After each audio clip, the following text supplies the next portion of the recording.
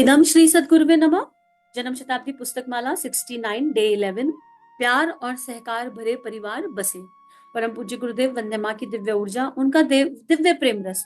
और ऐसे ऐसे गुरु कहीं मिलेंगे जो इतने बड़े बड़े बच्चों को माता पिता बनना सिखा रहे हैं। आप सोचो इसका क्या अर्थ है। इसका ये अर्थ है कि गुरुदेव हम लोगों से तो प्यार करते हैं, पर जो संतान हमारे आसपास है, जो भी बच्चे हमारे पास हैं, आसपास हैं, केवल देह से जन्मे नहीं, जो भी, उनसे कितना प्यार करते हैं, कितना ज्यादा प्यार। और गुरुदेव जी जानते हैं कि उन छोटे छोटे फूलों को अगर मुझे नर्चर करना है, अगर उन छोटे छोटे पुष्पों को मुझे नर्चर करना है, तो मुझे इन बच्चों को सिखाना पड़ेगा। इनको सिखाऊंगा तो ये सारा वहां ऑटोमेटिक ट्रांसफर हो जाएगा। तो इनडायरेक्टली इस स्वाध्याय के माध्यम से गुरुदेव एक भावनाओं के स्तर पर एक जिम्मेदारी दे रहे हैं, कर्तव्य दे रहे हैं कि बेटा अब मैं तुमको ये सब समझा रहा हूँ और ये सब तुमको अपने पूरे परिवार में, अपने पूरे कुटुंब में, अपने आसपास सब जगह इंप्लीमेंट करना है।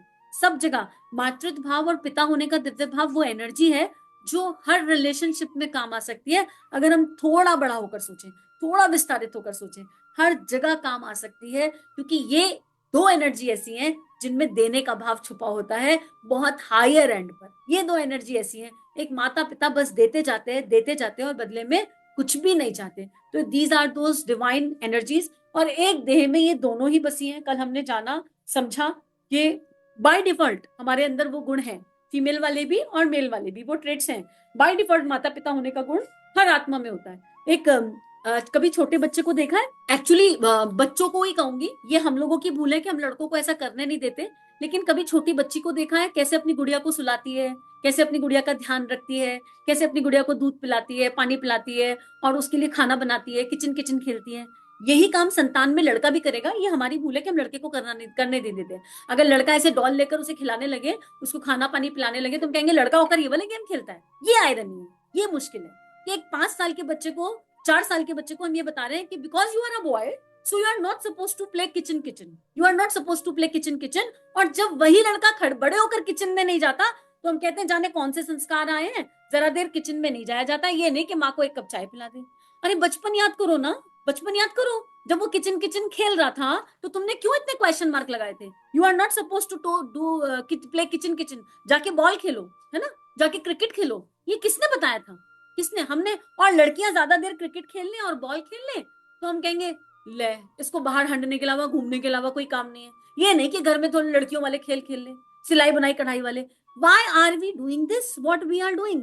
हम बचपन से ही इतना देह भाव, इतना लड़का लड़की का भेद डाल देते हैं, और फिर इस रॉन्ग पेरेंटिंग के चलते कुछ ना कुछ गलत होता ही है। वो बच्चे बड़े होते हैं with wrong emotions, wrong upbringing, wrong childhood patterns. और क्योंकि उनको ये पता ही नहीं होता कि ये चाइल्डहुड पैटर्न है और ये ठीक नहीं है, तो वो वही अपने बच्चों के साथ कर रहे होते हैं।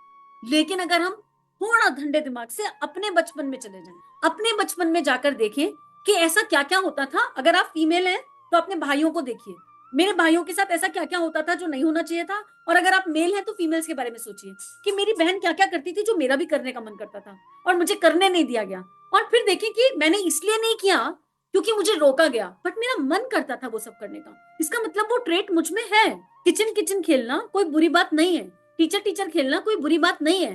Beat a male child, beat a female child, सब लोग खेल सकते हैं। लेकिन हमारी जो प्रोग्रामिंग हो गई है वो गलत हो गई है, वो गड़बड़ हो गई है।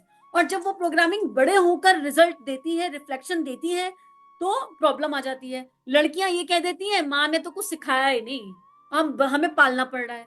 अरे बिल्कुल सही कह रही है वो लड़की कि माँ ने नहीं सिखाया, लेकिन एट द सेम टाइम वो लड़की अपने बच्चे को फिर वही सिखा रही है। अरे भाई जब तुम अपने पति के लिए कंप्लेन कर रहे हो कि इसकी माँ ने नहीं सिखाया, मतलब तुम्हारी सास ने नहीं सिखाया, तो तुम तो बन जाओ अच्छी माँ। तुम तो अपने बच्चे को बचपन से बोलो कि बेटा kitchen kitchen is good to play, और अपनी लड़की को बोलो कि क्रिकेट वॉलीबॉल फुटबॉल सब कुछ खेलना ओके है, केवल डांस करना जरूरी नहीं है, पेंटिंग करना जरूरी नहीं है, टाइकोंडो भी सीख सकती है।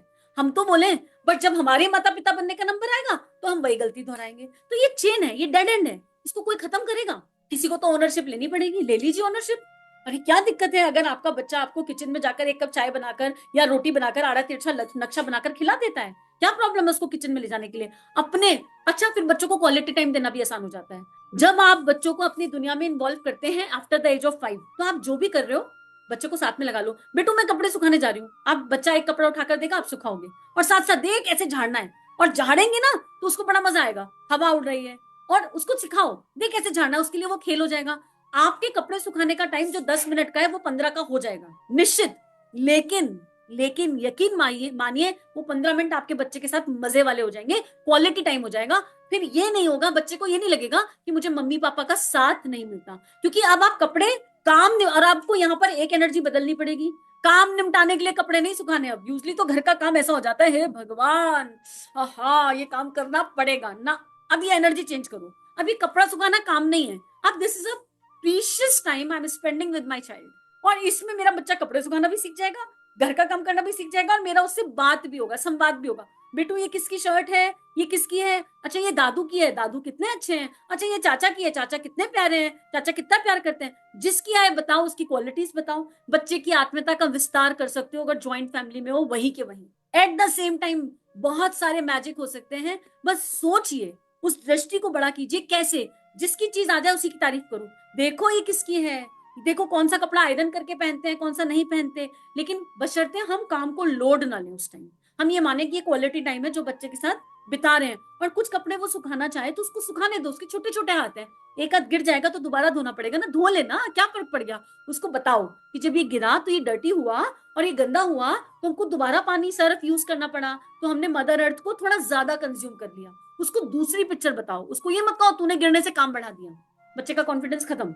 ओके, वो बच्चा सोच रहा है 5-6 साल का, अरे यार मैं तो ट्राई कर रहा था कि मैं मम्मी के जैसा कर लूं। देखो उसके मन में क्या चल रहा है, भाई मम्मी कितने अच्छे से करती है, पापा कितने अच्छे से सुखा रहे हैं, भाई राम इनका कितना अच्छे से स्प्रेड होता है, कितना बढ़िया होता है, मुझे भी इनके जैसा करना है, मुझे भी इनके जैसे करना है। छोटे से बच्चे के मन में क्या चल रहा है। और हमने उसने गिराया, हमने कह दिया ओहो गंदा कर दिया तुमने, कॉन्फिडेंस खत्म। अरे गिर गया कोई बात नहीं बेटा, हम फिर से धोएंगे, चलो मस्ती करते हैं, फिर से वॉश कर लेंगे, पानी में निकालेंगे। लेकिन थोड़ा सा पानी को सॉरी बोल दे, थोड़ा सा जल देवता को सॉरी बोल दे, थोड़ा ज्यादा खर्च हो गया ना, अगली बारी थोड़ा अवेयर होकर करेंगे। दिस इज हाउ आप अपने घर में अपनी हर एक्टिविटी को दिव्य बना सकते हो अपने बच्चों के साथ।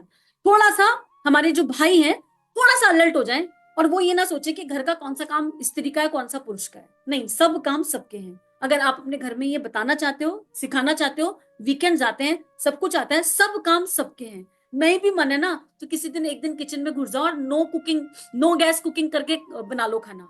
लेकिन आपके बच्चे को आप दिखने चाहिए, क्योंकि बच्चा सुनता नहीं है, बच्चा देखकर सीखता है। तो उसको ये पता, उसको ये बायस्डनेस नहीं आनी चाहिए कि ये मम्मी का काम, ये पापा का काम। बच्चे को ये नहीं अंतर जानना चाहिए, ये डिफरेंस उसके अंदर नहीं ट्रैवल करना चाहिए। कभी एक कप चाय आपने बना दी सुबह उठकर, हमेशा वाइफ बनाई, ये जरूरी नहीं है। और बच्चे को लेकर जाओ, चलो आज मम्मी के लिए चाय बनाते हैं, और उसको ये मत जताओ उस टाइम कि मैं कुछ अलग कर रहा हूँ, I am doing something special, देख मैं चाय बना रहा हूँ तो मैं कुछ बहुत बड़ा काम कर रहा हूँ। नहीं, ये मत जताओ, क्योंकि यहाँ पर फिर हमने एनर्जी डाल दी कि बीइंग अ मेल मैं चाय बना रहा हूँ, I am doing out of the box something. नहीं, उसको ये फील कराओ this is a part of life, this is how it should be. आपके पापा कर नहीं पाते हैं ऑफिस की वजह से, काम की वजह से, but ideally it should be like this कि थोड़ा सा काम पापा करे, थोड़ा मम्मी। मम्मी अपनी एनर्जीज को बदलें। सब्जी लाना केवल पापा का ही काम है? नहीं जी, बिल्कुल भी नहीं। क्यों ही पापा का काम है?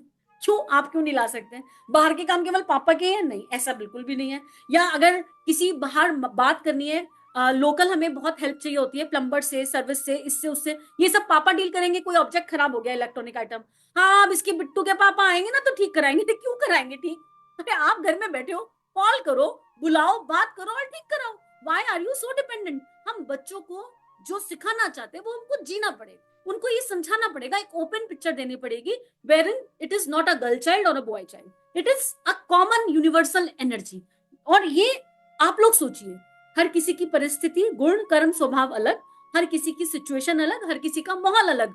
उस माहौल में आप क्या बेस्ट क्रिएटिव ला सकते हैं, इस अंतर को खत्म करके परिवार का माहौल अच्छा बनाने के लिए आपको सोचना है। आपके बच्चे की एज क्या है उस पर भी डिपेंड करेगा। बचपन से सिखाया नहीं, अब बच्चा 20-25 साल का हो रहा है तो कैसे करोगे? पहले ध्यान से करना पड़ेगा, सूक्ष्म से करना पड़ेगा, बैठना पड़ेगा, बच्चे का दोस्त बनना पड़ेगा, दोस्त बनकर बच्चे से बात करनी पड़ेगी, बेटा हमारी पेरेंटिंग में ये प्रॉब्लम थी, अपनी गलतियों को साफ साफ स्वीकार करना पड़ेगा, एक्सेप्ट। और हमें पता है हमसे गलती हो गई। अब हम ये नहीं चाहते कि तुम्हारी पेरेंटिंग में आगे जाके गलती हो, और हम ये नहीं चाहते कि कल को तुम हमें दोष दो तो हम तुम्हें बता रहे हैं कि राइट क्या है, सही चीज क्या है। अब मिलके करें क्या इसको ठीक? गलती तो हो गई, पर मिलके ठीक कर सकते हैं ना। मैं अकेले ठीक कर सकती, ना आप अकेले ठीक कर सकते, मिलके कर सकते हैं। तो अगर आपका बच्चा बड़ा है, टीन एज में है, और आपने नहीं बताया, then still we can correct it any time. हम प्रयास तो करें, और प्रयास करते हुए अपेक्षा ना करें, अपेक्षा ना करें।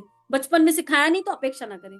तो गुरुदेव यही कह रहे हैं कि अगर आपने मार काटने वाली अप्रोच रख रखी है, आपकी सोच विकृत है, तो फिर आपका कुटुंब ही नहीं है, लानत है ऐसे कुटुंब पर, और लानत है आपकी कमाई पर। आपकी कमाई और खर्च दुनिया पर टिका नहीं है, और अगर जीवन को सुंदर बनाना है तो वो केवल मोहब्बत और प्यार से हो सकता है। जिस घर में मोहब्बत और प्यार नहीं, वहां परिवार बसाने का कोई फायदा नहीं।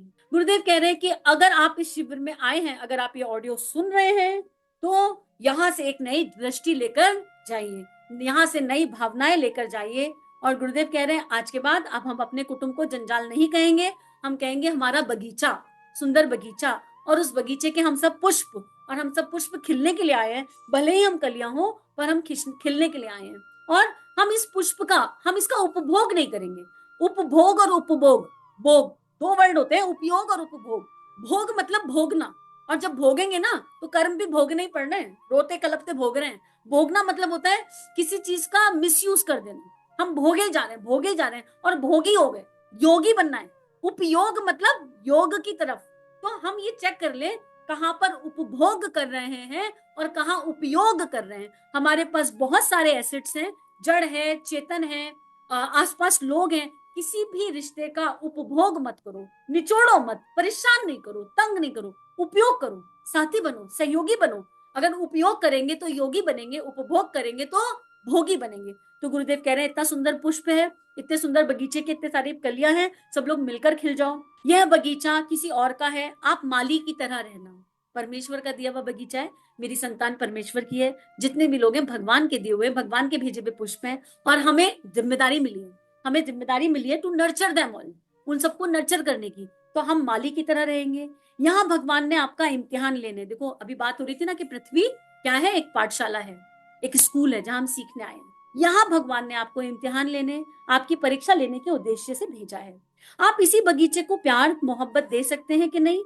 आपकी बीवी 9वीं दर्जा तक पढ़कर आई थी, आपने उसे आगे पढ़ाया कि नहीं पढ़ाया? केवल यह कह दिया कि हम तो गर्म खाना खाएंगे, चाहे दिन के 2 बजे हो चाहे रात के ही क्यों ना हो, तुमको उसी समय बनाना पड़ेगा।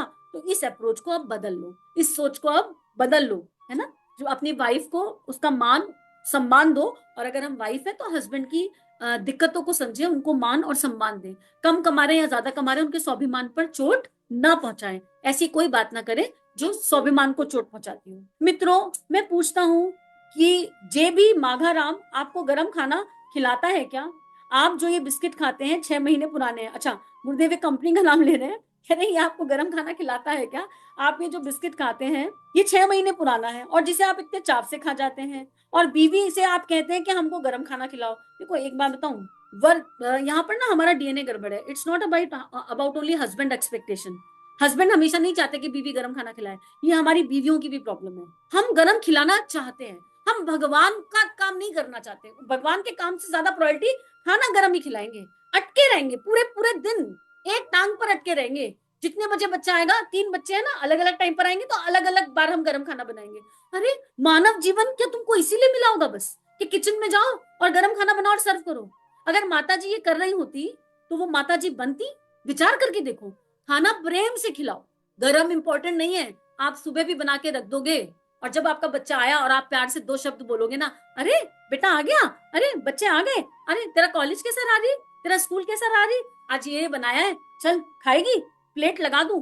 प्लेट लगाना और गरम खिलाना दोनों अलग अलग बातें। और उसके बाद अपने काम में लग जाओ। ऑफिस है, कहो ना मुझे गुरुजी का ऑफिस मिला हुआ है, बेटा खाना खाओ, मैं ये काम कर रही हूँ, निपटा रही हूँ, तुम साथ में बैठ जाओ। उसी समय अगर कुछ नहीं है तो मंत्र लेखन ले लो बच्चे के साथ, बच्चा देख तो रहे ना आप मंत्र लेखन करते हुए बात कर रहे हो, आप ऐसा कर लो।